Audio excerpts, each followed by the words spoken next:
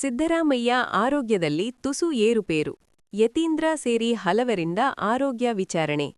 ಬೆಳಗಾವಿ. ಅನಾರೋಗ್ಯದ ಹಿನ್ನೆಲೆಯಲ್ಲಿ ಮುಖ್ಯಮಂತ್ರಿ ಸಿದ್ದರಾಮಯ್ಯ ಅವರು ಬುಧವಾರ ಮಧ್ಯಾಹ್ನದ ನಂತರ ಸದನದ ಕಲಾಪದಲ್ಲಿ ಪಾಲ್ಗೊಂಡಿಲ್ಲ.